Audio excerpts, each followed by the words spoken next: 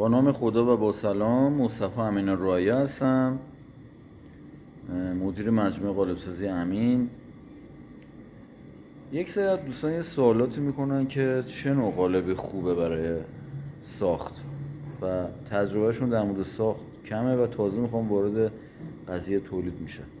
ببینید دوستان، قالبی خوبه که اولا داشت طراحیش درست انجام شده باشه، متریال مناسب اون نوع کار باشه، یه جایی که لازمه بشه آبکاریش کرد، یه جایی که لازمه بشه سطحش آبکاری کرد، دیگه به تخصص قالبساز بستگی داره و تجربهش. به عنوان مثال ببینید این قالب رو سال 2011 ما ساختیم. قالب تنه درب ریکا 16 کویته، 2 مرحله پرون، راگا گرم، فول. این قالب ببینید سنبه اینسرت، سنبه دور اینسرت، بوش کفرون اینسرت، قفکان آبکاری شده داره. خود این بوشای کفرون هم آبکاری شده که بر اثر باز و بسته شدن قالب و پرون کردن آسیب نبینن.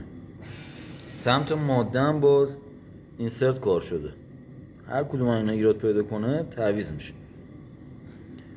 درب روش هست باز به همین صورت، قالب 24 کویته، بوش اینسرت، بوش پرون اینسرت، سنبه وسط اینسرت،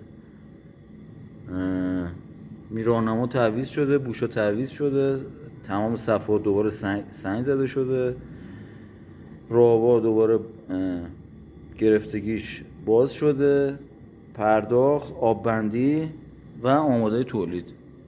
این قالب شب و روز تولید می شده. از سال 2011 شب و روز داشته می زده.